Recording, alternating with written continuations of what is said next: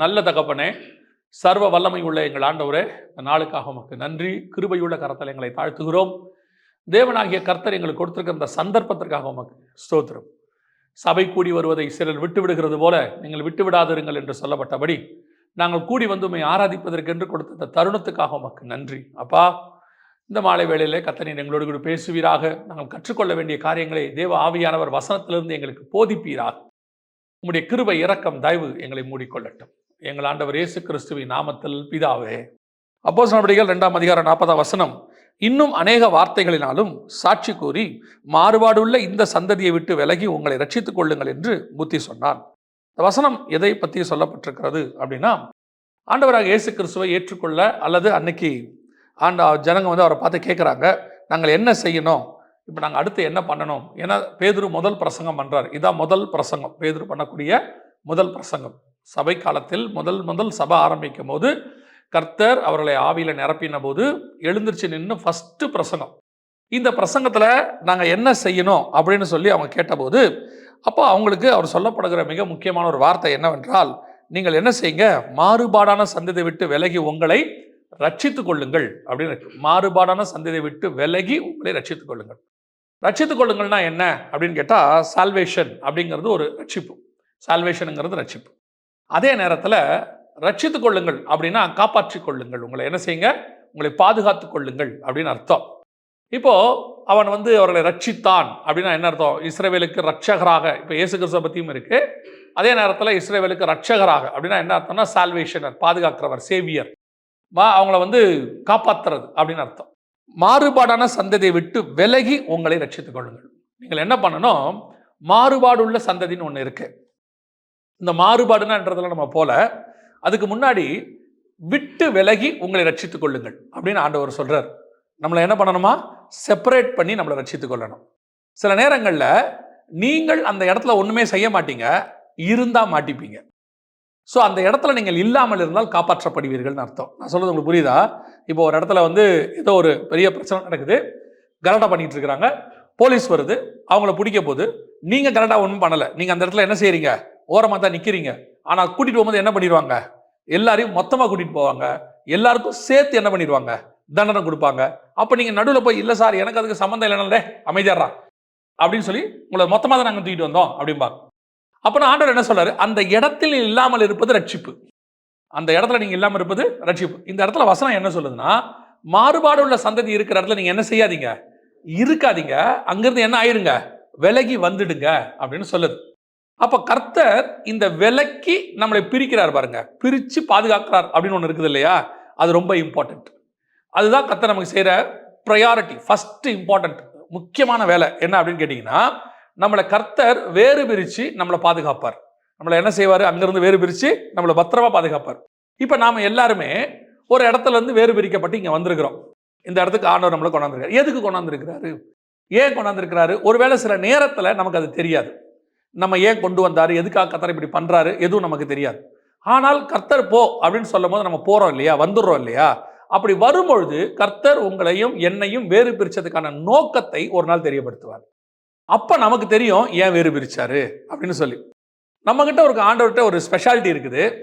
உங்ககிட்ட எல்லா பிளானையும் கொடுத்து எக்ஸ்பிளைன் பண்ணி, இதெல்லாம் நீ பண்ணா உனக்கு ஆசீர்வாதம் இருக்கு அப்படின்னு மொத்த பிளானையும் காட்டி நம்மளை கூட்டிட்டு வருகிற தேவன் கிடையாது. அவர் என்ன எதிர்பார்க்கிறாருன்னா, நான் சொல்றேன் நீ வா, விசுவாசிச்சு வா, நான் உன்னை பாதுகாப்பேன். கர்த்தர் எதிர்பார்க்கறது என்னன்னா ஃபெய்த், நம்ம கிட்ட விசுவாசிச்சு வரணும்னு பார்க்கிறார். இப்போ இந்த வசனத்தின்படி கர்த்தர் நம்மளை என்ன செய்யறாரு, வேறு பிரிக்கிறாரு, சில இடங்கள்ல இருந்து கொண்டாடுறாரு. இப்போ இந்த ஜனங்கள் நாம அப்படிங்கிறதுக்கு இன்னொரு வார்த்தை பைபிள்ல இருக்கு. இந்த வசனத்துல இருந்து தான் கர்த்தர் என் கூட பேசினாரு. கவனிங்க, இந்த ஜனங்களுக்கு கர்த்தர் சொல்ற இன்னொரு வார்த்தை வாசிங்க.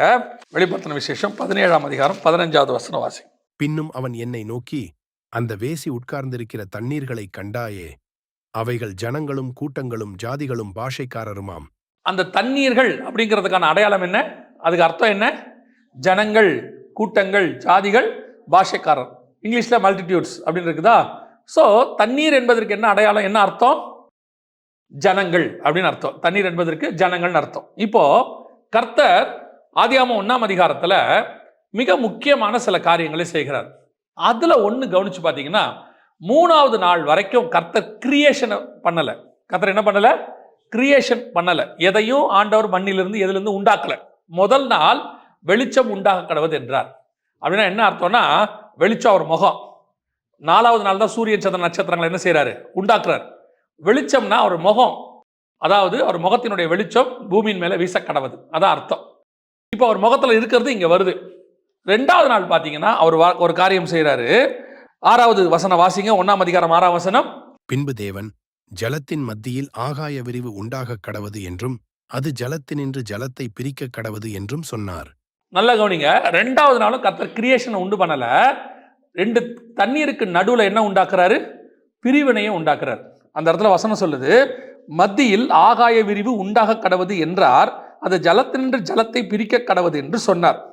தேவன் ஆகாய விரிவை உண்டு பண்ணி ஆகாய விரிவுக்கு கீழே இருக்கிற ஜலத்திற்கும் ஆகாய விரிவுக்கு மேல் இருக்கிற ஜலத்திற்கும் பிரிவு உண்டாக்கினார். அது அப்படியே ஆயிற்று. ஜலம்னா எதை குறிக்குது? ஜனத்தை குறிக்கிறது. இப்ப கர்த்தர் என்ன பண்றாரு? இது இந்த 1ஆம் அதிகாரம் முழுக்க முழுக்க ஞானார்த்தம் உள்ளது. முழுக்க முழுக்க ஞானார்த்தம் உள்ளது. முதல் 2 அதிகாரத்தை நீங்க ஆவிக்குரிய விதத்தில் வசனத்தை வச்சு தியானிச்சு பார்த்தீங்கன்னா காட்ஸ் கிரியேஷனுடைய ரொம்ப இம்பார்ட்டன்டான பிளான் ஒன்று நமக்கு தெரியும். இந்த வசனம் என்ன சொல்லுது? முதலாவது ஜலத்தினின்று ஜலத்தை பிரிக்க கடவது என்றார். ஸோ கர்த்தர் என்ன பண்றாரு? 2 வகையான ஜனங்களை உண்டாக்குகிறார். புரியுதா? 2 வகையான ஜனங்கள். எல்லாத்துக்கும் பாருங்க, முதல்ல கர்த்தர் என்ன பண்ணிடுவாரு? அந்த பிளானை ஸ்பிரிச்சுவலி காட்டிடுவாரு. அதுக்கு பின்னாடி தான் அதோடைய ஒரிஜினாலிட்டி நமக்கு தெரியும். உதாரணமா ஆசாரியப்பு கூடாரத்தை உண்டாக்கிட்டாரு. அங்க ஒரு ஆட்டுக்குட்டி அடிக்கப்படணும்னு சொல்லிட்டாரு. அங்க ஒரு சாக்ரிஃபைஸ் ஆல்டர், பலிபீடம்னு ஒன்று சொல்லிட்டாரு. ஆனா அதோடைய அர்த்தம் என்னங்கிறது நமக்கு பின்னாடி தான் தெரியும். இயேசு கிறிஸ்து வந்தாதான் அந்த ஆட்டுக்குட்டி நமக்கு தெரியும். நார்மலா பார்த்தா அவங்களுக்கு அது ஒரு பலி, ஆட்டுக்குட்டி பலி செலுத்தணும். ஆனா இப்போ உங்களுக்கு எனக்கும் ஆட்டுக்குட்டினா எது ஞாபகத்துக்கு வருது? இயேசு கிறிஸ்து ஞாபகத்துக்கு வர்றாரு. அதே மாதிரி தான் இதுல உள்ளதும் அதே மாதிரி தான்.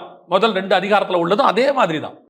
எப்படி இஸ்ரவேல் ஜனங்களுக்கு ஆசாரிப்பு கூடாரம் என்பது ஒரு மாடலாக கொடுக்கப்பட்டு அதற்கு பின்னாடி தேவனுடைய திட்டத்தை அவர்களுக்கு தெரியப்படுத்துகிறாரோ, புரிய வைக்கிறாரோ, அதே மாதிரி முதல் 2 அதிகாரத்தையும் கர்த்தர் கிரியேஷனை உண்டாக்கி அது உள்ள இருக்கிற அவருடைய திட்டத்தை நமக்கு தெரியப்படுத்துறார்.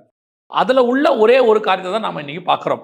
கர்த்தர் ஃபர்ஸ்ட் செய்யற பிரிவு என்ன அப்படின்னு கேட்டீங்கன்னா, இருளுக்கும் வெளிச்சத்துக்கும் பிரிவு உண்டாக்கினார். 2வது செய்யற பிரிவு ஆகாய விரிவுக்கு மேல் இருக்கிற தண்ணி, ஆகாய விரிவுக்கு கீழ் இருக்கிற தண்ணி.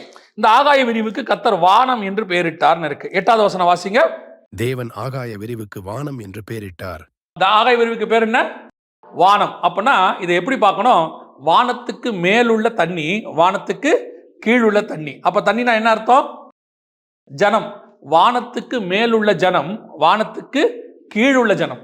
2 வகையான ஜனம் கர்த்தருடைய திட்டத்தில் இருக்கிறது. கர்த்தர் முதல்ல என்ன செய்யறாரு?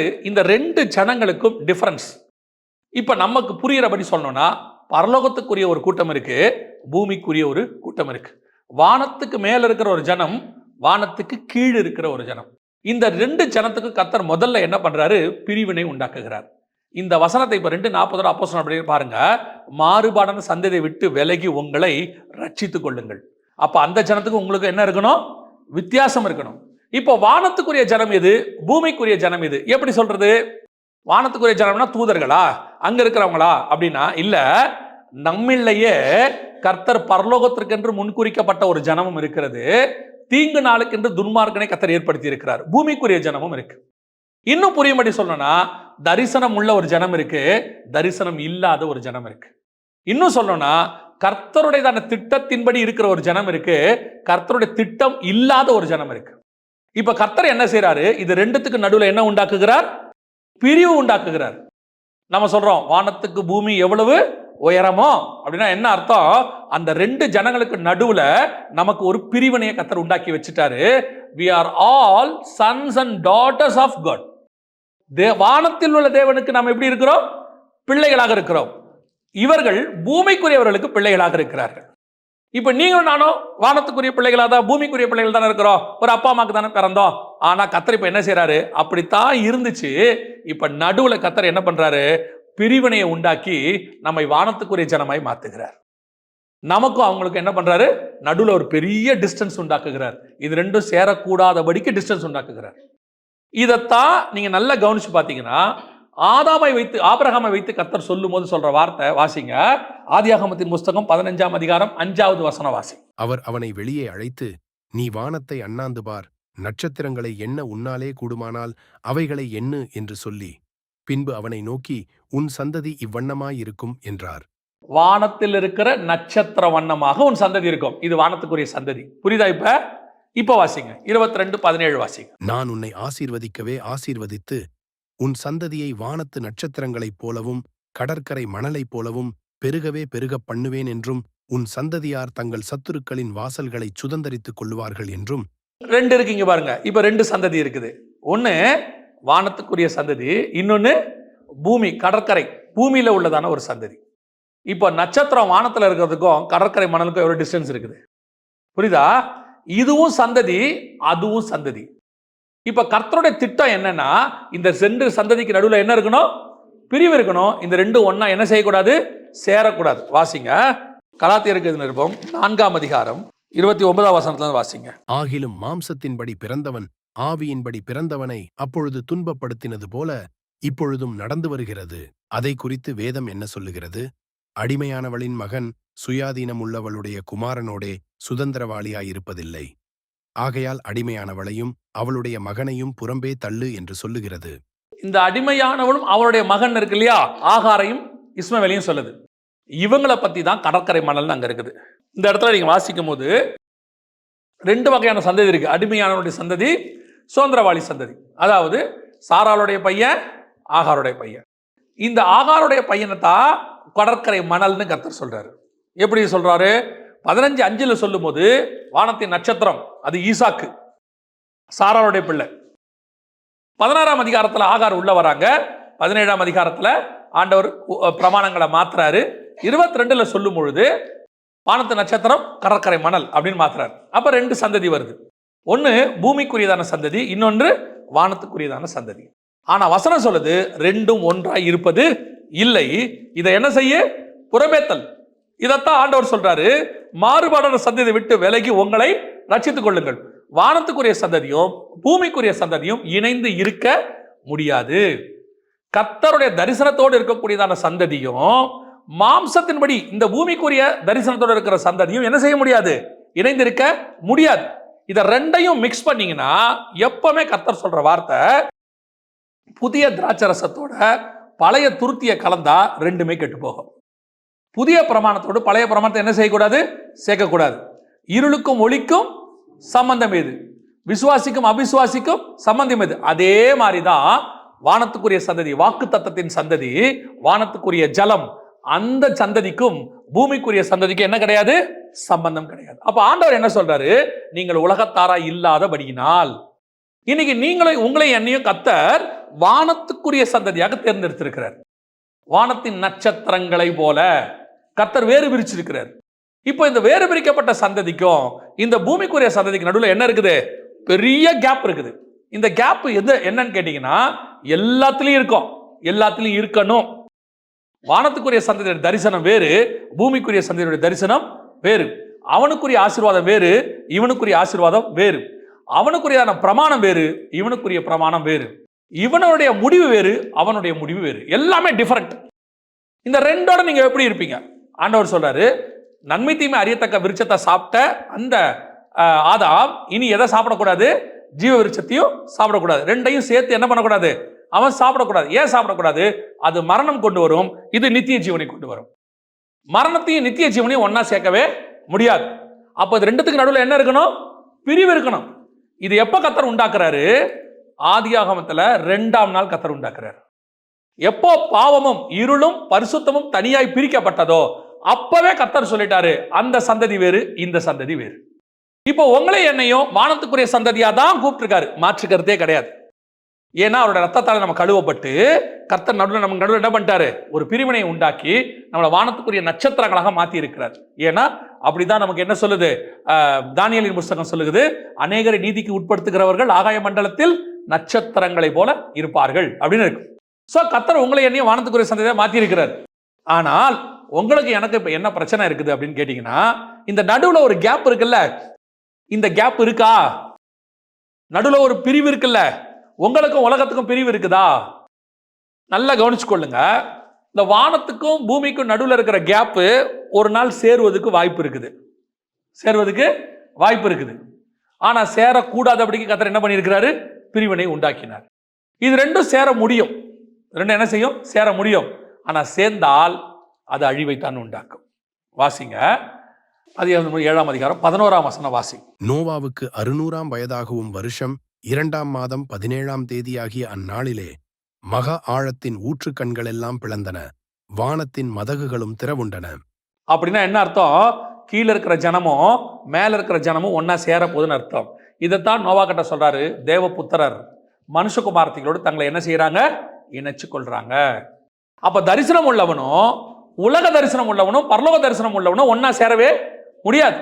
மாம்சத்துக்கும் ஆவிக்கும் சம்பந்தம் கிடையாது. கர்த்தர் என்ன பண்ணி வச்சிருக்கிறாரு? பிரிவினையை உண்டாக்கி வச்சிருக்கிறார். பல நேரங்களில் என்ன ஆகும்னா, நீங்க அந்த வானத்துக்குரிய தரிசனத்தில் ஓடிக்கிட்டே இருக்கும் பொழுது இந்த பூமிக்குரிய தரிசனத்தை அதையும் ஒன்னா சேர்க்கறதுக்கான வேலை நடக்கும். இப்போ கர்த்தர் ஆபிரகாம் கூட்டிட்டு வந்து சாராளோடு கூட நடத்திக்கிட்டு இருக்கிறாரு. இங்க சாராளுக்கு வயசாகி போச்சு, இனி பிள்ளை பிறக்காது, நிறைய டிராபேக்ஸ் இருக்குது. ஆனா போயிட்டே இருக்கு, தரிசனம் என்ன செய்யுது? போயிட்டே இருக்கு. இதுல நடுவில் கடந்து யாரை கலக்குறாங்க? ஆகார கலக்குறாங்க. ஆகார கலந்து ஆபிரகாம் நினைச்சுக்கிட்டாரு, ஆகாரம் இருந்துட்டு போட்டோம், ஒரு குழந்தை வரட்டும், ரெண்டு எல்லாரும் ஒன்னாவே இருக்கலாமே. முடியாது. அடிமையானவனும் சுயாதீனம் உள்ளவனும் ஒன்னா இருக்கவே முடியாது. மாம்ச சிந்தையும் ஆவிக்குரிய சிந்தையும் ஒன்னா இருக்க முடியாது. அப்படி இருக்கு, அதுவும் வருது இதுவும் வருது அப்படின்னா ஒரு நாள் அழிய போகுதுன்னு அர்த்தம். ஒரு நாள் என்ன செய்யும்? அழியும். கொஞ்சம் கொஞ்சமா கர்த்தர் என்ன பண்ணுவாரு? இந்த ஆகாய விரிவுக்கு நமக்கு நடுவில் பிரிவினையை உண்டாக்குவார். வானத்துக்குரிய சந்ததிக்கும் பூமிக்குரிய சந்ததிக்கும் என்ன பண்ணுவாரு? பிரிவினையை உண்டாக்குவார். இந்த பிரிவினைக்கு நீங்கள் இடம் கொடுக்கணும். கர்த்தர் உங்களை என்ன செய்வாரு? வானத்துக்குரியவங்களா மாற்றுவார். அந்த தரிசனத்தை கொடுப்பார். அந்த தரிசனத்தை கொடுக்கும் போது இந்த பூமிக்குரிய காரியங்கள் சிலது உங்களை கொண்டு வந்து இழுக்க பார்க்கும், உங்களை சில காரியங்கள் செய்ய வைக்கும். அதுதான் உலகத்துக்கு சரி. நல்லா தெரிஞ்சு கொடுங்க, அதுதான் உலகத்துக்கு சரி. இப்போ ஒரே பையன் இருக்கிறான், அந்த ஒரே பையனை கொண்டு போய் எனக்கு பலி கொடு அப்படின்னு ஆண்டவர் கேட்கிறாரு. உலகம் இதை ஒத்துக்குமா? வீட்டில் ஒத்துப்பாங்களா? யாராவது ஒத்துக்க மாட்டாங்க. அவரே சொல்றாரு, உன் ஏக சுதனும் உன் நேசகுமாரனும் அவனை எனக்கு கொடு அப்படின்னு சொன்ன உடனே உலகத்துல உள்ளது இதை ஒத்துக்கவே ஒத்துக்காது. ஆனா இதை ஆபிரகாம் ஒத்துக்கிட்டு ஆண்டவருக்காக செய்ய துணியும் போது பரலோகத்தின் திட்டம் ஒன்று அவர் மேல செய்யப்படுது. என்ன செய்யப்படுது? அதுக்கு ஒப்புமையாக இயேசு கிறிஸ்து வருகிறார். ஸோ அதன் அடிப்படையில் தான் இது செய்யப்பட சொல்லுது. ஆண்டவர் ஈசாக்கை ஏன் மலைக்கு மேலே கூட்டு போக சொன்னார்னா, இயேசு கிறிஸ்துவ செய்ய போறார். Heavenly plan. அந்த பிளானுக்கான ஒரு காரியத்தை செய்யறார். இப்போ யோசிச்சு பாருங்க, இந்த ஈசாக்கை கொண்டு போறதுங்கிறது ஹெவன்லி பிளான். ஆனா உலக பிரகாரமா சாராள்கிட்ட போய் சொன்னா விடுவாங்களா? சாராள்கிட்ட சொல்றாங்க, சாராள் நான் என்ன பண்ண போறேன்? ஆண்டவர் பையனை பலி கேட்கிறாரு. இன்னொன்று தெரிஞ்சுக்கோங்க, அந்த காலத்துல பிள்ளைகளை பலி கொடுக்கறது இயல்பு. இயல்புனா முறைமையில இருக்கு. அந்த ஊர்ல என்ன இருக்கு? ஒரு முறைமையில இருக்கு. கானான்ல ஜனங்கள் தங்களோட மூத்த பிள்ளைகளை யாருக்கு பலி கொடுப்பாங்க? அவங்க கடவுள்களுக்கு கொடுப்பாங்க. அந்த மாதிரி ஒரு வேலையை ஆபிரகாம் செய்ய போறாருன்னு சாராள் நினைச்சுப்பாங்க. அவங்க என்ன சொல்லுவாங்க? இல்லாம இருந்து எனக்கே கர்த்தர் என்ன பண்ணியிருக்கிறாரு? 90 வயசுல ஒரு பிள்ளையை கொடுத்துருக்கிறாரு. இந்த பிள்ளையை நான் பலி கொடுக்க என்ன செய்ய மாட்டேன்? விட மாட்டேன். சாராளுடைய வியூல அது கரெக்டா இல்லையா? கரெக்ட். அவங்க சொன்னது கரெக்ட். சரி, இப்படி எடுத்துக்கோங்க. பைபிள் படி பலி கொடுக்கலாமா? பையனை கொடுக்கலாமா? கொடுக்கக்கூடாதா? பைபிள் படி கொடுக்கலாமா? கொடுக்கக்கூடாதா? ஒரு பிள்ளைய கடவுளுக்கு பலி கொடுக்கலாமா? கொடுக்கக்கூடாதா? கொடுக்கக்கூடாது. God never accept human sacrifice. கர்த்தர் ஒரு நாள் மனுஷ பலி என்ன செய்ய மாட்டாரு. அப்ப இப்படி கேட்டா பார்க்கிறவங்களுக்கு இது அகைன்ஸ்டா இல்லையா? பைபிள் படிக்கிறவன் என்ன சொல்லுவான்? அது எப்படி ஆண்டவர் கேட்பாரு? நீங்க சொல்லுங்க. ஆண்டவர் எப்படி சொல்லுவாரு? எந்த வசனத்துல சொல்லுவாரு? ஆனால் ஆபிரகாமுக்கு மட்டும் தெரியும், இது கர்த்தர் என் மேல் வைத்த திட்டம், இது கர்த்தர் என்னை பத்தி செய்ய சொல்லியிருக்கிறார்.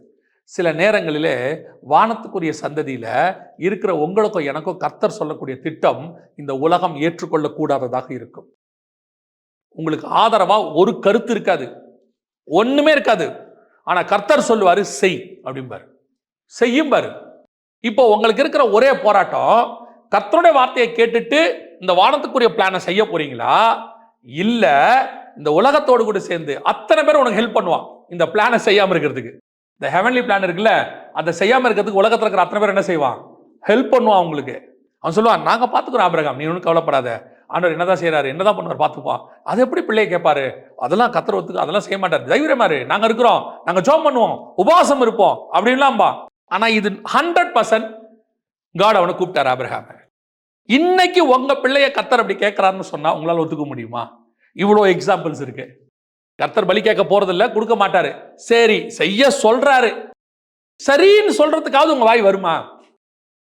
இந்த உலகத்தை விட்டு வேறு பிரிக்கிறவனால மட்டும்தான் அதை சரின்னு சொல்ல முடியும். அந்த ஹெவன்லி பிளான்ல இருக்கிறவன் மட்டும்தான். திருப்பியும் சொல்றேன், God never accept human sacrifice. இதை நான் சொல்லக்கூடியது பைபிளில் உள்ள உதாரணத்தை நான் சொல்லுகிறேன். நீங்கள் பரலோகத்துக்கு திட்டம் உள்ளவராக இருக்கும்போது உங்களுக்கு கொடுக்கக்கூடிய தரிசனம் யூனிக்காக இருக்கும், விசேஷமாக இருக்கும். அது உங்களுக்கானது மட்டும் இருக்கும். ஆனால் அந்த திட்டத்தை செய்வதற்கு பூமியில ஒருத்தர் கூட ஒத்துக்க மாட்டாங்க. ஆனால் நீங்கள் நானும் செய்யணும். அப்படி ஏன் செய்ய முடியுது அப்படின்னு கேட்டா, உங்களை கர்த்தர் வேறு பிரிச்சுட்டாரு. அப்படி வேறு பிரிக்கிறவனால மட்டும்தான் அந்த திட்டத்தை என்ன பண்ண முடியும், செய்ய முடியும். நான் சொல்லுவேன், இந்த ஊழியத்தில் இப்போ நான் இந்த இடத்துல வந்து நிற்கிறேன்னு வச்சுக்கோங்களேன்.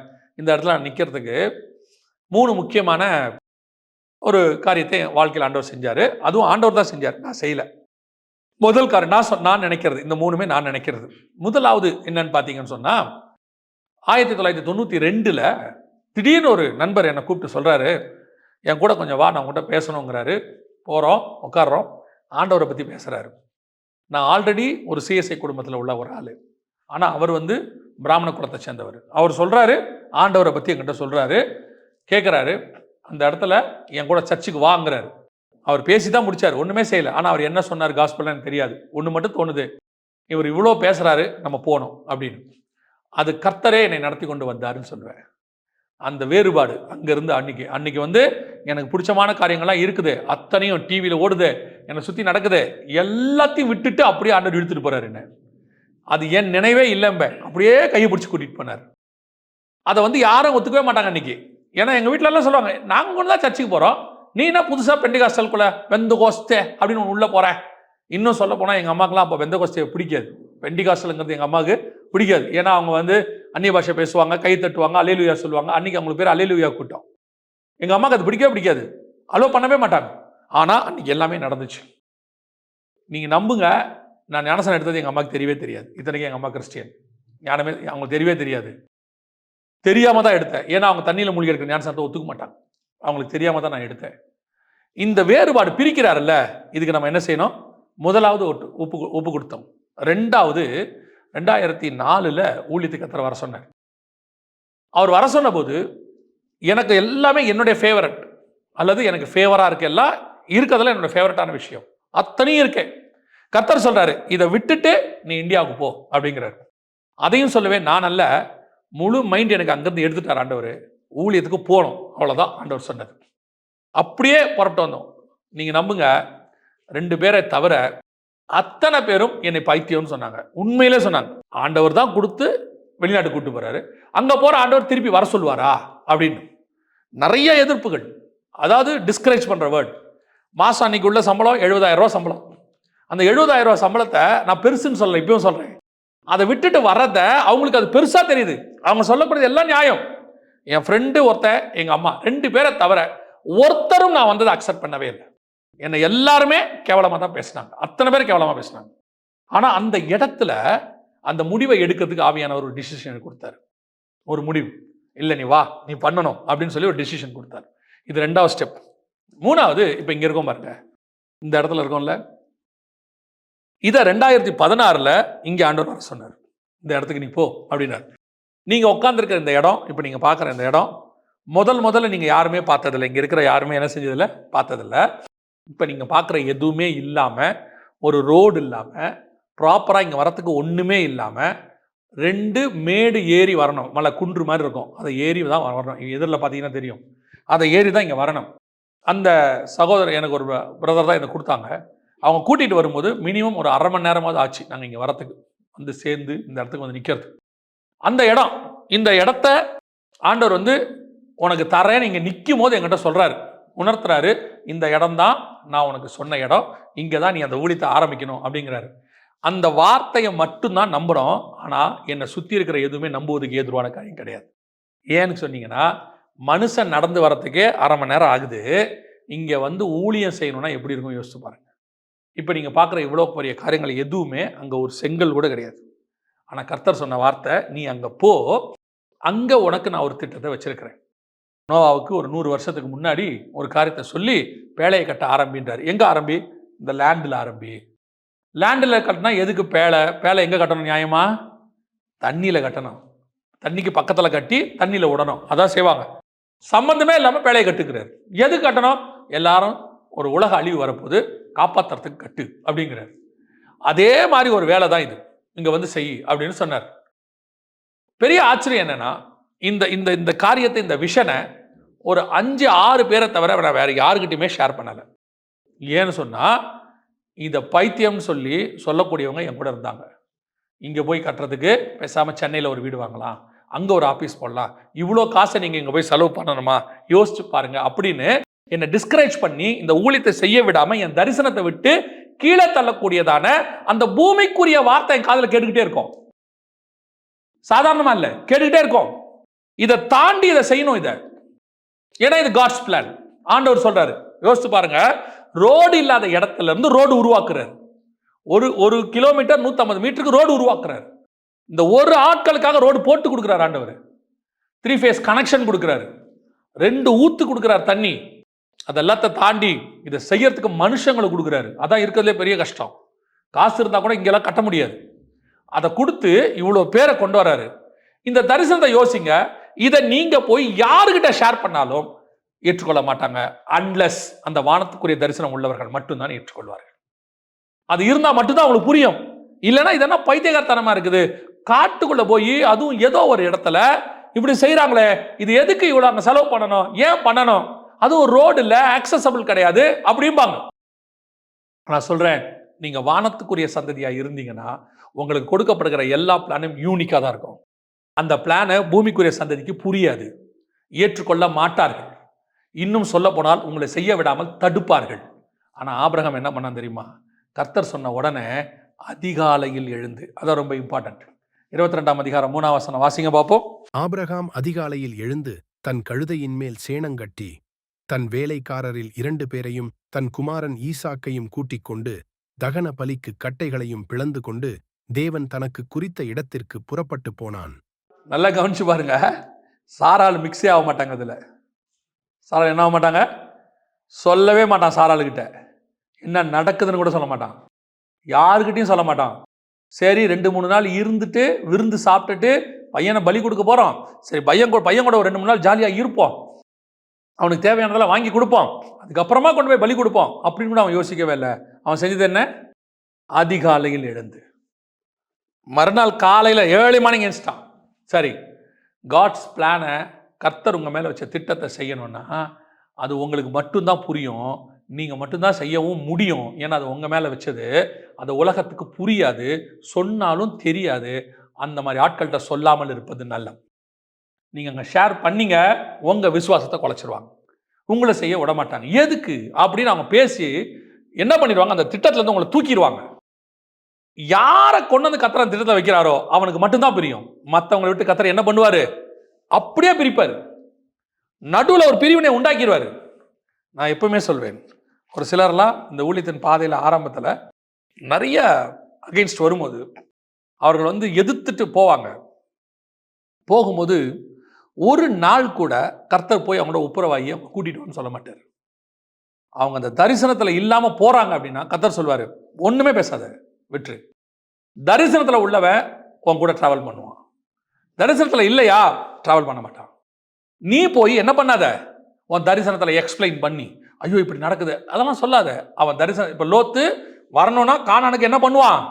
தானா வருவான். அங்க 1000 பிரச்சனை வரும், எங்க கானான்ல. ஆனா லோத்து என்ன சொல்லணும் தெரியுமா? எனக்கு ஆடு மாடு மந்தையை விட ஆபிரகாம் முக்கியம், ஆபிரகாமுடையதான தரிசனம் முக்கியம். இந்த தீர்மானத்தை யார் எடுத்திருக்கணும்?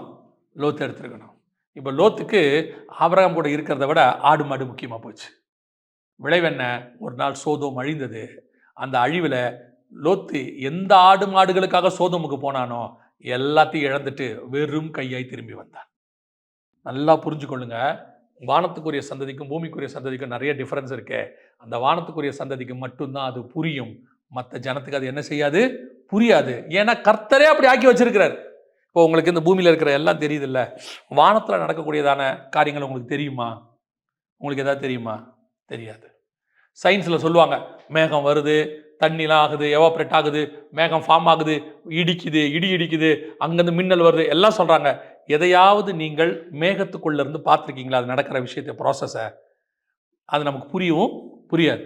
அவங்க சொல்லுவாங்க, இத்தனை நட்சத்திரம் இருக்குது, அத்தனை இருக்குன்னு எண்ணி பார்த்தாங்களா? அதை தாண்டி இப்படி ஒன்று இருக்குன்னு சொன்னாங்களே, அது தாண்டி ஒன்று இருக்குதா? பிளாக் ட்ரிஃப்ட்னு ஒன்று இருக்குனாங்க, அது உள்ள என்ன இருக்குன்னு யாருக்கு தெரியுமா? இவங்களுக்கு எதாவது தெரியுமா? எல்லாமே அசம்ஷன். ஏன்னா மனுஷனால வானத்துக்குரியதை கெஸ் பண்ணிட்டு தான் பண்ண முடியும். ஆனால் தேவனுடைய திட்டத்தை அவனால் என்ன செய்ய முடியாது? புரிஞ்சுக்க முடியாது. ஆனால் வானத்தில் உள்ளவரால் அதை புரிஞ்சுக்க முடியும், வெளிப்படுத்த முடியும். இப்போ நீங்களும் நானும் எதுக்குரிய சந்ததி? வானத்துக்குரிய சந்ததி. கர்த்தர் வேறு பிரிச்சுட்டாரு. அந்த வேறுபாட்டில் நீங்கள் வானத்து நட்சத்திரம், கடற்கரை மணல்.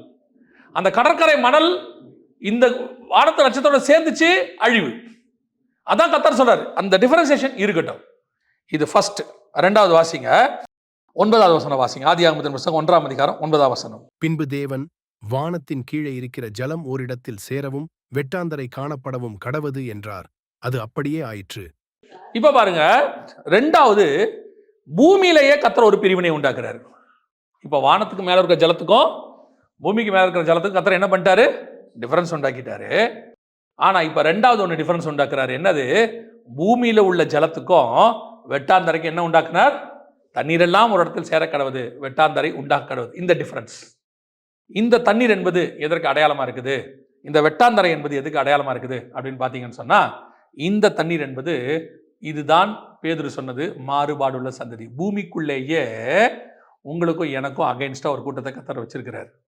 இங்கிருந்து எப்பவுமே என்ன வரும் தெரியுமா? சமுத்திரத்திலிருந்து ஒரு மிருகம் எழும்பி வர கண்டேன். இது எப்பவுமே கரையை நோக்கி வரும், உங்களை என்னையும் அழிக்கிறதுக்கு வரும். இப்ப நாம திட்டத்தின்படி வந்துடும். இந்த வெட்டாந்தரைங்கிறது எது? இந்த வெட்டாந்தரையில தான் மரம் செடி கொடிகளை உண்டாக்குறாரு. இந்த வெட்டாந்தரையில் தான் ஏதேன் உண்டாக்குறாரு. இந்த வெட்டாந்தரையில் தான் தோட்டத்தை உண்டாக்குறாரு. இந்த வெட்டாந்தரையில் தான் நித்திய ஜீவ விருட்சத்தை உண்டாக்குறாரு. இது எல்லாமே முழுக்க முழுக்க நமக்கானது பூமியில. இந்த பூமியில நம்ம செய்ய வேண்டிய காரியங்களை வச்சு கர்த்தர் நம்ம செஞ்சுட்டு இருக்கும் போது, திடீர்னு என்ன பண்ணணும்னு கேட்டீங்கன்னா, இந்த பூமியில இருந்து ஒரு ஜனம் வரும். பூமியில இருந்து என்ன செய்யும்? ஒரு ஜனம் வரும். அது வந்து என்ன பண்ணும்? இதை டோட்டலா க்ளோஸ் பண்றதுக்கு, உங்க பிளானை மொத்தத்தையும் க்ளோஸ் பண்றதுக்கு என்ன பண்ணும்? ஒரு பிளான் ஒன்று பண்ணும். இப்ப கர்த்தர் என்ன பண்ணி வச்சிருக்காரு சமுத்திரத்துக்கு? பைபிள் சொல்லுது, சமுத்திரத்துக்கு கர்த்தர் என்ன பண்ணி வச்சிருக்காரு? ஒரு எல்லையை வச்சிருக்கிறார். இதுக்கு மிஞ்சி வராதேன்னு சொல்லியிருக்கிறார். அதே மாதிரிதான் உலகத்துல உங்களுக்கு உபத்திரவம் உண்டு, திடம் கொள்ளுங்கள், நான் உலகத்தை. நீங்க இந்த பிளானை பூமியில செய்யும் போது உங்களுக்கு விரோதமா பிசாசு பூமியிலிருந்து ஒரு கூட்டத்தை எழுப்புவான், ஒரு ஜனங்களை எழுப்புவான். வாசிங்க, வெளிப்படுத்தின விசேஷம் 12ஆம் அதிகாரம் 15வது வசனம் வாசிங்க. அப்பொழுது அந்த ஸ்திரீயை வெள்ளங்கொண்டு போகும்படிக்கு பாம்பானது தன் வாயிலிருந்து ஒரு நதி போன்ற வெள்ளத்தை அவளுக்கு பின்னாக ஊற்றிவிட்டது. நல்லா கவனிங்க. இப்ப பாம்பு என்ன பண்ணுது? ஜலத்தை கொண்டு வந்து ஊத்துது. அப்படின்னா ஜனங்களை கொண்டு வருதுன்னு அர்த்தம். ஜலம் இதுக்கு அடையாளமா இருக்கு. இது யாருடைய வாயிலிருந்து வருது? பாம்பின் வாயில். பிசாசு கிட்ட இருந்து ஒரு கூட்டம் எழும்பி வரும். இந்த கூட்டத்துடைய வேலையே என்னன்னா, உங்களை விழுங்கிறது. உங்களை என்ன பண்ணணும்? முழுங்கணும். உங்க தரிசனத்திலிருந்து உங்களை நடத்தணும், வெளியே கொண்டு போகணும், உங்களை க்ளோஸ் பண்ணணும். இன்னும் சொல்ல போனா, நீங்க இருக்கிற இடத்துல இருந்து ஏவாள் என்ன பண்ணிச்சான்? தோட்டத்துக்குள்ள இருந்து இந்த பாம்பு அது இருக்கிற காட்டு பகுதிக்கு கூட்டிட்டு போயிருச்சான், தோட்டத்தோடு வெளியே கூட்டு போயிருச்சான். அதே மாதிரி தான் சில நேரங்களில் கர்த்தர் என்ன பண்றாரு? உங்களை வெட்டாந்தரையில் நம்மளை வச்சு உருவாக்கி கரெக்டாக கொண்டு போய், அது நல்லா கவனிச்சு பாருங்க. அந்த 12ஆம் அதிகாரம் வெளிப்படுத்தின விசேஷத்துல 14 வாசிங்க. 14.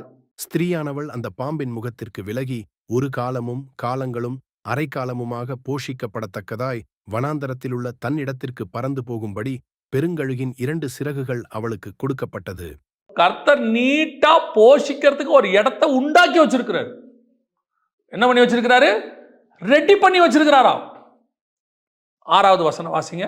அதே அதிகாரம் 6ஆம் வசனம். ஸ்திரீயானவள் வனாந்தரத்திற்கு ஓடிப்போனாள். அங்கே 1160 நாளளவும் அவளை போஷிப்பதற்காக தேவனால் ஆயத்தமாக்கப்பட்ட இடம் அவளுக்கு உண்டாயிருந்தது. அது தேவன் ஆயத்தம் பண்ணின இடம். ஆனா எங்க இருக்குது? வனாந்தரத்தில் இருக்குது. தேவன் உங்களுக்கு போஷிக்கிறதுக்கு, பாதுகாக்கிறதுக்கு ஒரு இடத்தை உண்டு பண்ணாரு. உங்களை கொண்டாந்து பத்திரமா வைக்கிறதுக்கு கர்த்தர் ஒரு இடத்தை உண்டு பண்ணாரு. அந்த இடம் எங்க இருக்கு? வனாந்தரத்தில் இருக்கு, ஊருக்குள்ள இல்ல. எனக்கு கர்த்தர் சொல்லும் போதெல்லாம் ஆச்சரியமா இருக்கும். ஆபிரகாமை கூப்பிடும் போதும் சரி, அல்லது வந்துட்டு யாக்கோபை கூப்பிடும் போதும் சரி, அல்லது எலியாவை சொல்லும் போதும் சரி, அல்லது யோவான் ஸ்நானன் சொல்லும் போதும் சரி, எல்லாத்தையும் எடுத்து பாருங்க. உலகம் ஏற்றுக்கொள்ள முடியாத ஒரு இடத்துக்கு தான் கூட்டிட்டு போறாரு. ஏற்றுக்கொள்ள முடியாததுக்கு கூட்டு போறாரு. அங்க வச்சுதான் அவங்கள போஷிக்கப்படத்தக்கதாக. நம்ம பொதுவா போஷிக்கிறவங்க என்ன போஷிப்போம்? இப்போ நீங்க வர வழியில, ஊருக்கு வெளியில ஒரு ஆள் ஒருத்தர் உட்காந்துருக்காரு. நீங்க ரொம்ப அன்பாயிட்டீங்க. ஐயோ பாவம் சாப்பாடு கொடுன்னு நினைக்கிறீங்க. அவரை எங்க கூட்டிட்டு வருவீங்க? சாப்பாடு கொடுக்க வீட்டுக்கு கூட்டிட்டு வருவோம். அதான் ப்ரொசீஜர். இப்ப இருக்கவங்க ஹோட்டல்ல கொண்டு போய் வாங்கி கொடுத்துருவாங்க. ஒரு காலத்துல ஹோட்டல் இல்லாதவங்களாம் பொதுவாக எங்க கூட்டு போவாங்க? வீட்டுக்கு கூட்டு வந்து வீட்டு வாசல்ல உட்கார வச்சு, அம்மா சாப்பாடு கொடுங்க, பாவம் அவர் பசியா இருக்கிறாரு. அப்பெல்லாம் ஹோட்டல் ரொம்ப கிடையாது. அப்போ வீட்டுக்கு கூட்டு வருவோம், வெளியே இருந்து உள்ள கூட்டு வருவோம். ஆனா இவரு போஷிக்கப்படுறதுக்கு என்ன செய்யறாரு? உள்ள இருந்து வெளியே கூட்டு போறாரு. போஷிக்கப்படத்தக்கதாக வனாந்தரத்தில் ஆயுதம் பண்ணு. ஏன் ஆண்டவர் அங்க கூட்டிட்டு போறாரு? உன்னை கொண்டு போய் கர்த்தர் போஷிக்கிறது இவங்களை விட்டு வேறு விரிச்சு டிஃபரன்ஷியேட் பண்ணி. ஏன் நீங்களும் நானும் இங்க இருக்கோம்? உலகத்தின் பார்வைக்கு இது வனாந்தரம், உலகத்தின் பார்வைக்கு தனிமைப்படுத்தப்பட்ட இடம், உலகத்தின் பார்வைக்கு காடு. என்ன வேணாலும் சொல்லட்டும், இங்க மனுஷன் இருப்பானா? இப்ப கூட பரவாயில்ல, சுத்தி ஒரு 4 வீடு வந்துருச்சு. நாங்கள் வரும்போது இங்க என்ன கிடையாது? ஒரே ஒரு வீடு கூட கிடையாது. அப்படித்தான் இங்க வந்தோம். ஆனால் இங்கே தான் கர்த்தர் போஷிப்பை உண்டாக்கினார். இங்கேதான். ஆனா என்ன செய்யும் பிசாசு தெரியுமா? இங்க வந்து வெள்ளத்தை ஊத்தும். வந்து என்ன செய்யும்? வாயை திறந்து வெள்ளத்தை ஊத்தும், ஜனங்களை அனுப்புவோம். அந்த ஜனங்கள் எதற்கான ஜனங்களா இருப்பாங்க தெரியுமா? ஸ்திரீயானவளை கொன்று போகும்படி. அப்படிதானே இருக்கு. 15 வாசிங்க. 15. அப்பொழுது அந்த ஸ்திரீயை வெள்ளங்கொண்டு போகும்படிக்கு பாம்பானது தன் வாயிலிருந்து ஒரு நதி போன்ற வெள்ளத்தை அவளுக்கு பின்னாக ஊற்றிவிட்டது. அப்ப என்ன பண்ணுச்சான்? ஸ்திரீயை கொண்டு போறதுக்கு ஜனங்களை அனுப்பிச்சான். கர்த்தர் கொண்டு போய் வனாந்தரத்துல வச்சு போஷிக்கிறாரா? பிசாசு என்ன பண்ணுதா? பின்னாடி இந்த ஆட்களை அனுப்புதா, அங்கிருந்து கூட்டிட்டு போயிரு. ஸ்திரீயானவளை வெள்ளம் கொண்டு போகும்படி. இங்கதான் நீங்களும் நானும் அந்த டிஃபரன்ஷியேட் உள்ள ஜனங்க. கடற்கரை தண்ணி, கடற்கரை லேண்டுக்கும் தண்ணிக்கும் உள்ள டிஃபரன்ஸ். உங்களை கர்த்தர் இந்த லேண்டில் வச்சு ஏதோ போஷிக்க விரும்புறாரு. ஆனா என்ன பண்ணோம்? பிசாசு இந்த தண்ணியை கொண்டாந்து ஊத்தும், இந்த ஜனங்களை கொண்டாடும். இந்த கடற்கரை என்ன செய்யும்? கடற்கரை கடல்ல இருந்து தண்ணியை ஜனங்களை கொண்டாந்து இவங்களை கொண்டு போகும்படி. ரொம்ப வசனத்தை வாசிக்கும் போது உன்னத பாட்டில் ஒரு வசனம் இருக்கு, அதுக்கான ஒரு விளக்கத்தை கர்த்தர் கொடுத்தார். உன்னத பாட்டின் புஸ்தகம் 8ஆம் அதிகாரம் 7வது வசனம் வாசிங்க. திரளான தண்ணீர்களும் நேசத்தை அவிக்க மாட்டாது, வெள்ளங்களும் அதை தணிக்க. அதனோட அர்த்தம் என்ன தெரியுமா? திரளான தண்ணீர் அப்படின்னா என்ன அர்த்தம்? ஜனங்கள், நமக்கு தெரியும். திரளான ஜனங்களுடையதான காரியம் எனக்கு கர்த்தர் மேல இருக்கிற நேசத்தை என்ன செய்யாது? அவிக்க மாட்டாது. அது என் மேல வச்ச திட்டம், யார் சொன்னாலும் கேட்க மாட்டேன். அதாவது நமக்கு எப்பவுமே பிசாசு என்ன செய்வான்னு கேட்டீங்கன்னா, உபத்திரவத்துக்கு ஆட்களை மட்டும் அனுப்ப மாட்டான். தேவனுடைய திட்டத்தை விட்டு வழி விலகிறதுக்கு உபத்திரவப்படுத்துற ஆட்களை மட்டும் என்ன செய்ய மாட்டான்? அனுப்ப மாட்டான். அந்த வசனம் திருப்பி வாசிங்க. திரளான தண்ணீர்களும் நேசத்தை அவிக்க மாட்டாது, வெள்ளங்களும். வெள்ளங்கிறது என்னது? உபத்திரவம். வெளிப்படத்தில் வாசிச்சோம் இல்லையா? வெள்ளங்கிறது உபத்திரவம். அப்ப பிசாசு என்ன பண்ணுவான்? ஒரு பக்கம் உங்களை பாசிட்டிவா அந்த அழைப்புல இருந்து தூக்கிட்டு போய் வெளியே ட்ரை பண்ணுவான். ஒரு பக்கம் பிசாசு உங்களை உபத்திரவம் கொடுத்து அங்கிருந்து தூக்கிட்டு போய் ட்ரை பண்ணுவான். இப்போ பவுல் வந்து எருசலேமுக்கு போகணும், சரியா? எருசலேமுக்கு போனா பவுல் பெரிய கிரியை செய்யணும். ஏன்னா ஆண்டவர் சொல்றாரு எருசலேம் பவுல் போகணும், காட்ஸ் பிளான். ஆனா ஒரு கூட்டம் என்ன பண்ணுச்சான்? அழுது அவனை போக விடாம என்ன பண்ணுச்சான்? போக விடாம அழுது, நீங்க நேரிடக்கூடாது, நீ போக. அவன் சொல்றான், நீங்கள் ஏன் அழுது என்னை கலங்க பண்ணுகிறீர்கள்? அப்படின்னா இவங்களாம் என்ன பண்ணல? சண்டை போடல. பிசாசு எப்பவுமே என்ன பண்ணுவான்? உபத்திரவப்படுத்துறது வேற. ஒரு ஊருக்குள்ள பவுல் போறாரு, சம்மாடி அடிச்சிட்டாங்க, சாக பிழைக்க விழுந்துட்டாரு, கீழே செத்துட்டாருன்னு நினைச்சிட்டாங்க. கர்த்தர் சொல்றாரு, நீ போ, இந்த பட்டணத்தில் எனக்கு அநேகர் உண்டு. பவுல் எழுந்து பிரசங்கம் பண்ணினாங்க. அப்படின்னா என்ன அர்த்தம்? ஊருக்குள்ள வர விடாம, தேவதத்தை செய்ய விடாம உபத்திரவம் பண்ணி தடுக்கிறதுன்னு ஒண்ணு இருக்கு. இன்னொன்னு இருக்கு, சாஃப்டா பேசி, பாசிட்டிவா பேசி, அன்பா பேசி காட்ஸ் பிளான்ல இருந்து வழிகளை பண்றது. உங்களுக்கு புரியுதா? இப்போ கர்த்தர் யோசேப்பை பார்த்து சொன்னாரு, சகோதரர்கள் உன்னை வணங்குவார்கள்னு சொல்லி. இவர் மறுநாள் யோசேப்பு பார்க்க போறாரு, அவர் அடிச்சது யாரு? சகோதரர்கள். இப்போ காட்ஸ் பிளானுக்கு அகைன்ஸ்டா நடக்குது, கரெக்ட் தானே? ஆனா அடிச்சதெல்லாம் யாரு? சகோதரர்கள் அடி தூக்கி போட்டு மிதிச்சிட்டா. இது உபத்திரவப்படுத்தி உங்களை அந்த பிளான் விட்டு ஒதுக்கிறதுக்கு அவன் ட்ரை பண்ணுறது. சரி, நாங்கள் எகிப்துக்கு போயாச்சு, அங்கே போனால் போர்த்திபார் வீட்டுக்கு போயாச்சு. இப்போ பிரச்சனை நெகட்டிவ் இல்லை, அடிக்க உதைக்கிறது இல்லை, போர்த்திபார் மனைவியுடைய அன்பு. அந்த அம்மா ரொம்ப பாசமாக இருக்குது. எப்படி இருக்குது? ரொம்ப பாசம். இதுவும் காட்ஸ் பிளான் விட்டு வழி விலக பண்ணுறது தான். அவனை அடித்து பார்த்தாங்க, இப்போ அன்புல வீழ்த்த பார்க்குறாங்க. ரெண்டத்தையும் அவன் தாண்டினான்ல, அங்கே தான் அவன் வெட்டாந்தரைக்கும் தண்ணீருக்கும் உள்ள டிஃப்ரென்ஸ் வரும். உனக்கு என்ன வரும்? உன்னுடைய திட்டத்தை விட்டு உன்னை வழிவிலக பண்ணுகிற சமுத்திரம் பக்கத்திலே தான் இருக்கும். ஆனால் கர்த்தர் திராணிக்கு மிஞ்சி சோதிக்கப்படுவது இல்லை, லிமிட்ல வச்சிருப்பாரு. ஆனால் அந்த தண்ணி உன்னை மூழ்கி நீ சுனாமி உன்னை அடிச்சுட்டு போகாதபடி பார்த்துக்கணும். வெள்ளம் கொண்டு போகும்படி அப்படின்னா சுனாமின்னு அர்த்தம். சுனாமி தானே கடல் அலை வந்து தூக்கிட்டு போகும். அந்த சுனாமி உன்னை தூக்கிட்டு போகாதபடிக்கு கர்த்தர் பாதுகாப்பாரு. ஆனால் நீங்கள் அதில் என்ன பண்ணணும்? ரொம்ப கேர்ஃபுல்லாக இருக்கணும். சில நேரத்தில் இந்த தண்ணி ஒன்று இருக்கு, இது ஆபத்தான தண்ணி, கொண்டாந்து பக்கத்திலே தான் இருக்கும். அந்த கடற்கரை மணல் பக்கத்திலே தான் சமுத்திரமும் இருக்கும். ரெண்டு பிரிச்சுட்டார். ஆனால் கர்த்தர் சொல்றாரு, அது ஒன்று போகாத, அது ஒன்று தூக்கிட்டு போகாம பார்த்துக்கிற, ஆனால் ரெண்டும் சேராமல் பார்த்துக்கோ. இது அடுத்து கர்த்தர் சொல்ற மிக முக்கியமான ஒரு விஷயம். வானத்தில் உள்ள தண்ணிக்கும் நமக்கு டிஃபரன்ஸ் இருக்கு, அதே மாதிரி பூமியிலையும் அந்த டிஃபரன்ஸ் இருக்கு. வெட்டாந்தரைக்கும் தண்ணிக்கும் என்ன இருக்குது? டிஃபரன்ஸ் இருக்கு.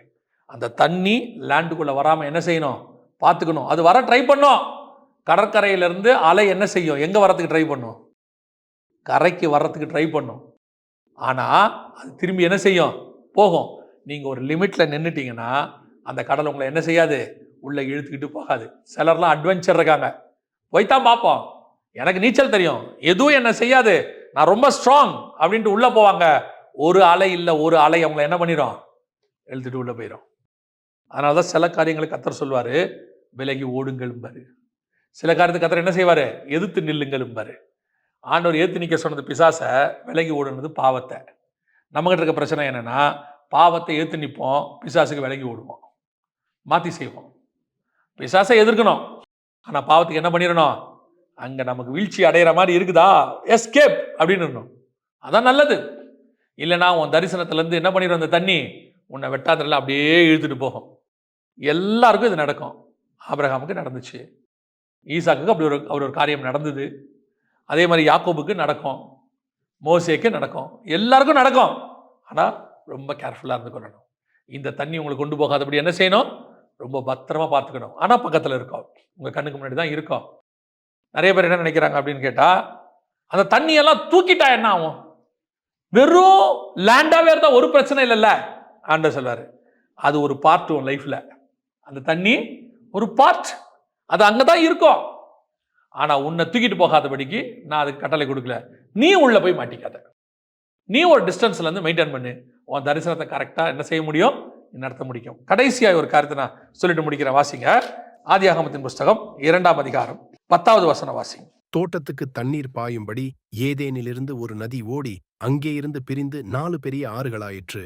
இந்த வசனம் சொல்லுது, முதல்ல ஒரு தண்ணி இருக்கு, அது வானத்துக்கும் பூமிக்கு நடுவில் டிஃபரன்ஸ்.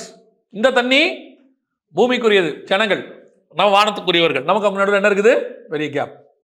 ரெண்டாவது ஒரு தண்ணி இருக்கு, இது என்ன? உங்க லேண்டுக்கு பக்கத்திலே தான் இருக்கும்.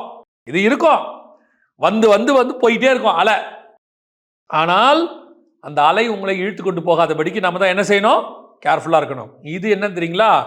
வெட்டாந்தரையிலிருந்து உருவாகக்கூடிய தண்ணி. அப்படித்தானே இருக்கு. 2ஆம் அதிகாரம் 10வது வசனம், தோட்டத்துக்கு தண்ணீர் பாயும்படி ஏதேனிலிருந்து ஒரு நதி ஓடி. இது எங்க இருக்கு?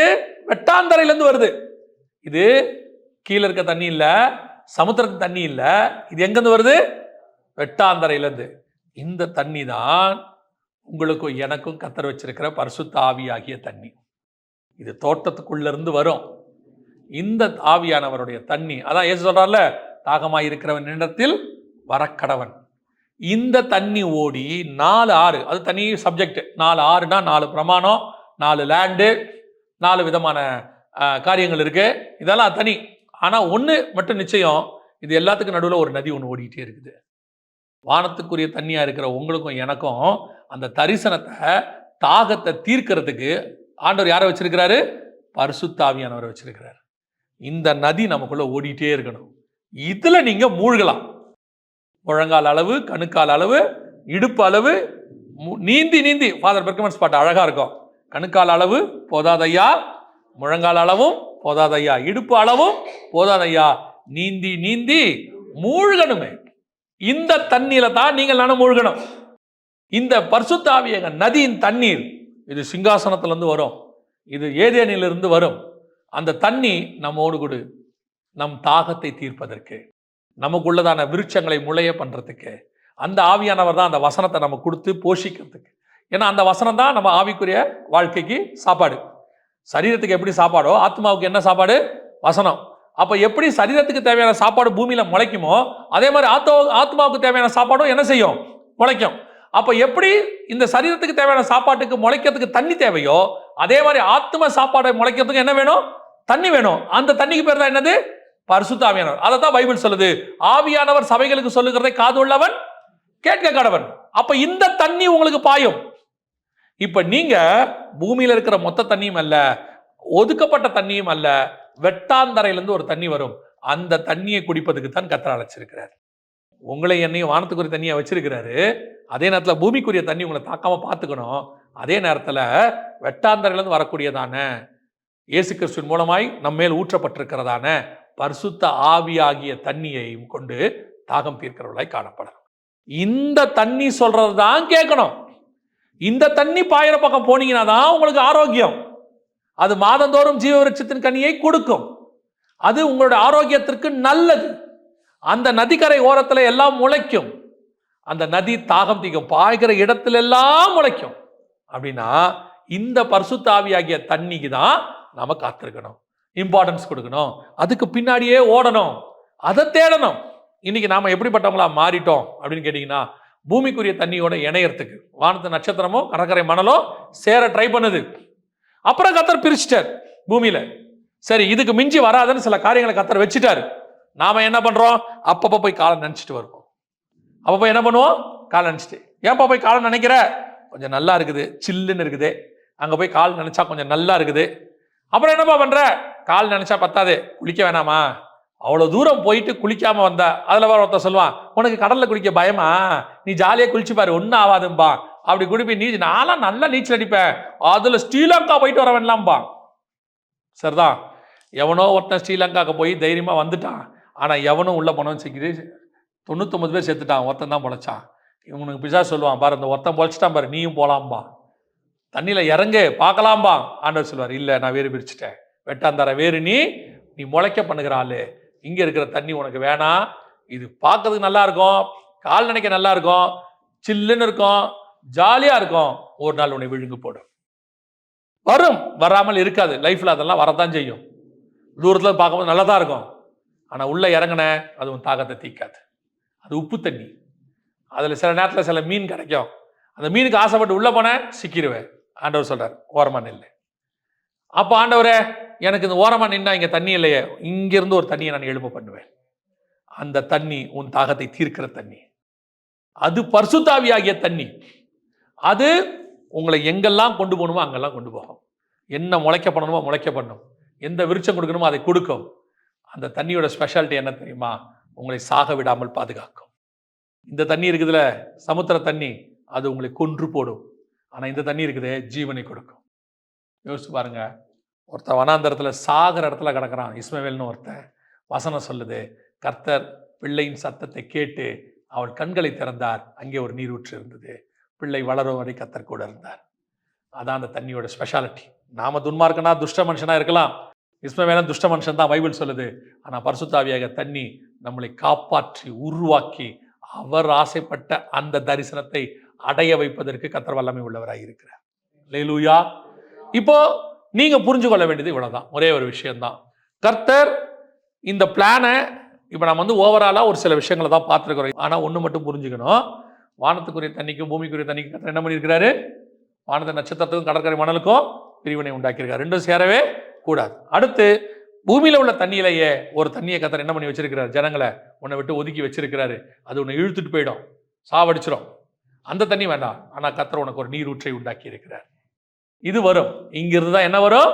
தண்ணி வரும். இதுதான் உன் தாகத்தை தீர்க்கிறதான தண்ணி. இந்த பரிசுத்த ஆவிய தண்ணிக்கு நீங்க காத்திருந்தீங்கன்னா, இந்த கடல் மாதிரி இது பெருசா தெரியாது, இது ஜாலியாலாம் இருக்காது, குளிக்கிற மாதிரிலாம் இருக்காது.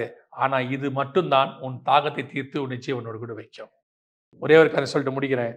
காட்ஸ் பிளானை செய்ய போறீங்க, இல்லை அதில் நிற்கிறீங்கன்னா, அது உங்களுக்கு பிடிச்சதா இருக்கவே இருக்காது. உங்கள் கண்ணுக்கு பிடிச்சதா இருக்கவே இருக்காது. உங்கள் ஆத்மாவுக்கு தேவையானதாக இருக்கும். அதை செஞ்சு முடிக்கும் போது உங்களுக்கு தெரியும், இதான் கர்த்தருடைய பிளான்னு சொல்லி. சில நேரத்தில் உங்கள் கண்ணுக்கு பிடிச்ச கடல் பார்க்கறதுக்கு நல்லா இருக்கும், ஒரு நாள் இழுத்துட்டு உள்ள போயிடும். அல்லேலூயா. நாம் ஜெபிக்க போகிறோம். ஏந்திரிக்கலாமா தேவ சமூகத்தில்? ஒப்பு கொடுப்போமா தேவ சமூகத்தில்? நான் தைரியமாய் சொல்லுவேன், இங்கே இருக்கிற நீங்கள் அத்தனை பேரும் ஒரு திட்டத்தோடு கூட அழைக்கப்பட்டவர்கள், கர்த்தரால் முன்குறிக்கப்பட்டவர்கள். அதே மாதிரி உங்களுக்கு ஒரு தரிசனம் இருக்கு. உங்க ஒவ்வொருத்தருக்கும் ஒரு தரிசனம் இருக்கு. அது கர்த்தர் கொடுத்த யூனிக் பிளான். எனக்கு எப்படி இதை கொடுத்தாரோ அதே மாதிரி உங்களுக்கு ஒன்று கொடுத்துருப்பாரு. அந்த யூனிக் பிளான் யாருக்கும் புரியாது. நீங்க போய் சொன்னா கூட அவங்களுக்கு தெரியாது அது எப்படி அப்படின்னு கேட்பாங்க. ஆனால் அது உங்களுக்கு புரியும். ஏன்னா அது உங்களுது. பூமிக்குரிய தண்ணி அதை கெடுக்காதபடி நீங்கள் வானத்துக்குரிய தரிசனத்துக்குரியவராக இருங்கள். அந்த தரிசனத்தை பிடிச்சுக்கோங்க. ஒரு நாள் வரும், வருகை தாமதிக்குமானால் அந்த தரிசனத்தை எடுத்து கர்த்தர் உங்களை பயன்படுத்துவார். அது வரைக்கும் கர்த்தர் உங்களை ஓட பண்ணுவார், தங்கி இருக்க பண்ணுவார், தாமரிக்க பண்ணுவார். ஓடிக்கிட்டே இருக்கணும். ஆனா கர்த்தர் செய்ய சொல்லிட்டாரா, யாருக்காகவும் எதுக்காகவும் விட்டு கொடுக்காதீங்க. ஏன்னா அது உங்க தரிசனம். அதுக்காக தான் நீங்க உருவாக்கப்பட்டீங்க. ரெண்டாவது, நீங்கள் அந்த தரிசனத்தில் ஓடும்போது உங்களை விட்டு சிலரை கர்த்தர் வேறு பிரித்து தனியாக வச்சிருக்கிறார். தண்ணீர் எல்லாம் ஒரு இடத்தில் சேர கடவுது, வெட்டாந்தரை உண்டாக கடவுது. அவங்க உங்களை அழிச்சு விடாதபடி, உங்களை இழுத்துட்டு போயிடாதபடி கர்த்தர் அவங்களை ஒரு டிஸ்டன்ஸ்ல வச்சுட்டாரு. ஆனா நீங்க அவங்க கிட்ட போய் மாட்டிடாதீங்க. அவங்க பிசாசின் வாயில் இருக்கிற வெள்ளம் மாதிரி. அவங்களுக்கு உங்களை கொண்டு போகும்படி, பிசாசு வெள்ளம் கொண்டு போகும்படி எருசலேமுக்குள்ள புறஜாதி ஸ்திரீகள் உள்ளே வந்து சாலமோனை தேவனை விட்டு தூரம் கொண்டு போயிட்டாங்க. அதான் நடக்கும். பிரதான ஆசாரியர்கள் இயேசுவை விட்டு யூதாசை தூரம் கூட்டிட்டு போயிட்டாங்க, காசாசையை காட்டி. அதான் அந்த வெள்ளம் செய்யும். அமலேக்கிய ராஜா ஆடு மாடுகளை கொடுத்து சவுல தூரம் கூட்டிட்டு போயிட்டான் தேவனை விட்டு. போய் மாட்டிடாதீங்க. சில இடத்துல நிக்கணும்னா அங்கே நிக்கணும், உள்ள போகக்கூடாது. நான் சொல்றது வெறும் மாம்ச காரியங்களை மட்டும் சொல்லல. மனுஷர்கள், பணம், பொருள், எது கர்த்தர் கொடுக்கலையோ அது நமக்கு வேண்டாம், அவ்வளவுதான். நீங்க கர்த்தர் சித்தம் இல்லாம செய்யற ஒவ்வொன்றுக்கு பின்னாடியும் ஒரு விலையை நீங்க கொடுப்பீங்க, ஒரு விலை கொடுப்பீங்க. அந்த விலையை கொடுக்காம நீங்க பீஸ்ஃபுல்லா இருக்கணும்னா நீங்க லேண்டிலே நிக்கணும், தேவ சித்தத்திலே நிக்கணும். அப்படி இருந்தீங்கன்னா இந்த வெள்ளம் உங்களை கொண்டு போகாது. ஆனா அதுக்கு பதிலா உங்க பக்கத்திலே ஒரு நீரூற்று இருக்குது, ஒரு நதி ஓடுது. அந்த நதி உன் தாகம் தீர்க்கும். அந்த நதி உன்னை செழிப்பாக்கும். அந்த நதி உன்னை உயர்த்தும். அந்த நதி கடல் மாதிரி பெருசு கிடையாது பார்க்கறதுக்கு. அந்த நதி நீ அதுல கடல்கிட்ட எதிர்பார்க்கிற எதையும் எதிர்பார்க்க முடியாது. பார்க்கறதுக்கு நதியை விட கடல் பெருசா தெரியும். ஆனால் நதி தான் உன்னை ஜீவனோடு கூட வைக்கும். அந்த தரிசனம் தான் உன்னை ஜீவனோடு கூட வைக்கும். இது பெருசா அழகா பார்க்கிற சமுத்திரம் ஒரு நாள் உன்னை கொன்று போடும். ஒப்பு கொடுப்போமா?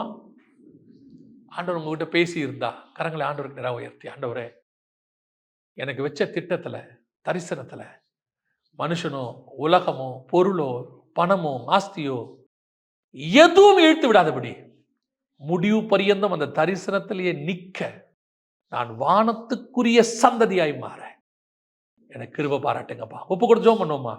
நல்ல தகப்பனே, சர்வ வல்லமையுள்ள எங்கள் ஆண்டவரே, அருமையான நாட்களுக்காய் ஸ்தோத்திரம். எங்களோடு கூட இடைப்பட்ட காரியத்துக்காய் உமக்கு நன்றி.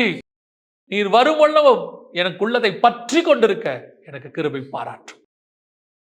எது ஒன்றும் உம்மை விட்டு என்னை பிரிக்காதபடி, எதுவும் உம்மை விட்டு என்னை தூர கொண்டு போகாதபடி, முடிவு பரியந்தம் நிலை நிற்க எங்களுக்கு கிருபை பாராட்டும். ஆசீர்வதியும். இந்த வார்த்தைகள் எங்களோடு கூட பேசட்டும். எங்கள் ஆண்டவர் இயேசு கிறிஸ்துவின் நாமத்தில் பிதாவே.